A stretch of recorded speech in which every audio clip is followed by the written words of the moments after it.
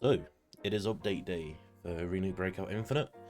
It is on it's released a week ago now. Got our first update a week in. It's only a small update, but um, servers weren't interrupted. Blah blah blah. The fix an issue with farm extraction point for South and Blockade. I've not had an issue with this extraction point. I've never gone in with 30k Cohen to do it. So if you have tried to extract, it should be fixed now. If not, obviously, still report the fact that it's a bug. Their Discord has got many places that you can say that it's still broken. Fixed extract conditions. Once a player is in the match unlocks the extraction point, all players in the match can evacuate from that point. Evacuate, sorry, from the point as long as they do so before the 10-second countdown ends. Now, what they've done here is, I think, quite good. It gives your team the option to extract from somewhere that you've unlocked if they don't meet the right conditions. So say you've got 30k Cohen on you and you want to extract from the Southern Blockade. You can go there with the 30k Cohen and then your team can get out as well now. So I think that's quite good what they've done there. It's not just one person can escape, then everyone else is left to fight for themselves. Resolve several game crashing issues. Now this is always good because at the end of the day you don't want to be in a raid and your game crash. Resolved some problems causing unexpected match exits. I've not had this myself, but again, it's good. You don't want to unexpectedly leave the match in the middle of trying to do something. Optimize the blurriness of in-game visuals and optimize the firearms action for the AR-57. I'm going to put that both into one little thing. I didn't recognize any of this because there's some in-game visuals that I've not had blurriness with. And AR-57 I don't think I have used. Now, again, if you look here, we sincerely appreciate your individual invaluable feedback and suggestions for making ABI better. Hope you enjoy the game. Now, what they're saying here is that keep on telling them what's wrong. You can on their Twitter, Discord, Reddit. They've got a Reddit. There's 3 places at minimum that you can go and say what you think's wrong, say what you think's wrong. And even then, stuff like I'm doing now, you can voice your opinions, and it might not get seen, might not get heard, but it's still out there, so you can fall back to like, yeah, I did think this should happen, and my point still stands. Yes, no, you never know. Yeah, that's the August 19th update. Some things that I would like to see added or changed and why would be, I'd like to see the game optimized more for lower end computers. I'd like to see this happen because, well, yes, I've not got the lowest spec computer by any means. It still struggles to run the game sometimes. I'm lucky to get sort of 40 FPS some days. If we could see the game optimized for people with GPUs and stuff like that as low as like 1080 even. Maybe not 1080, maybe like 20 series. Because the 1080 is getting on for its age now. This would be good because it would draw more players in from lower end computers.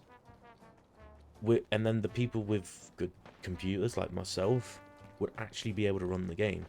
Now, I've only got a 3060 Ti, but I've had that for 8 months, so I don't feel like in 8 months I should be upgrading yet. I've got a 3060 Ti overclocked Eagle, a Ryzen 9 5900X and 32GB of RAM. The game's on a 3.5GB per second M.2. I shouldn't be struggling to run the game, but I still am. I also think that we should be putting the games with people in similar group sizes to your group. This is something I feel would have to happen soon. Is it really annoying when you play solo and come across a 4-stack?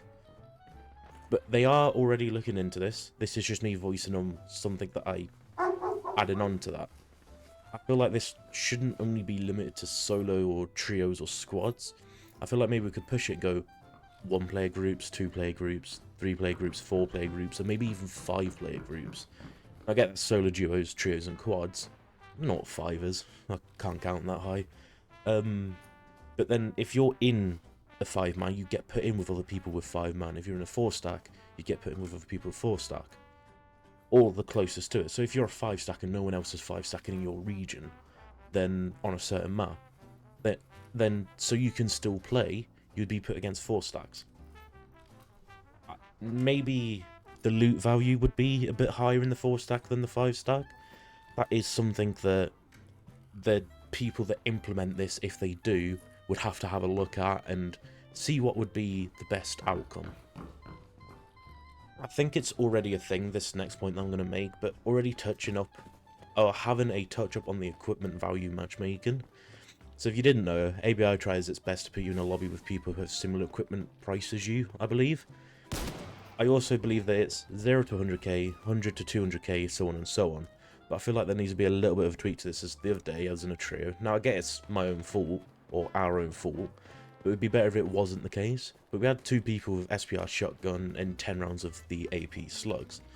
That's only about a 7k gun, 8k gun, and 10k of ammo. However, one of the people we were running with, she was running a gun with decent gear, and it bumped it up to 300k of gear.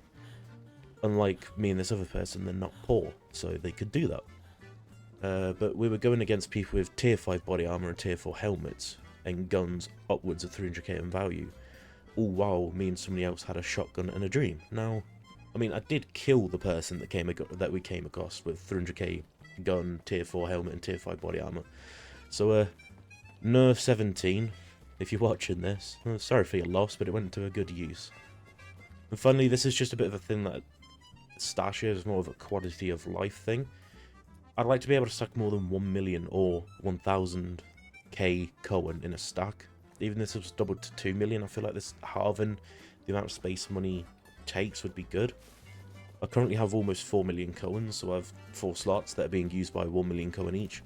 People who get good loot a lot are going to be sat with upwards of 20 slots taken for just Cohen. Now, yes, that's 20 million, but there's people who are coming out sort of 1-2 mil every 3 or 4 raids that aren't spending anywhere near that on the loot they're going in with. Another thing I would like to be included is the extra storage slot that you unlock through missions to be added onto the bottom of your main storage, so it's an extra 150 slots. That takes your main storage, I believe, up to 500 slots, instead of it being added as another storage box on the bottom, similar to how the premium is added. Now, this is just me being picky, that I have 3 separate storage sections in my stash. I would have just liked my main storage to be extended with what would have been the extra slots, but again, that's just me being picky.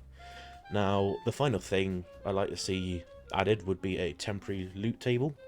Now, what I mean by temporary loot table is the one that Tarkov has in their stash.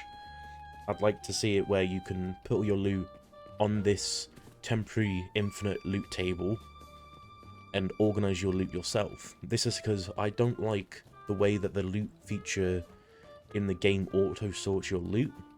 In my opinion, it's kind of weird how it does it, and it's kind of hard to sort out your stash when everything is jumbled up. So having this extra table where you can temporarily put loot so that you can sort your stash out, it will just make the quality of life a little bit better for people that play the game and have a lot of stuff to sort out. Now, that's everything that I can think of I'd like to see added or changed for now in this first patch note. If you guys watching this can think of anything you'd like to see added, be sure to comment down below. Who knows, maybe the devs will see it and take some of your suggestions on board. Thank you for watching.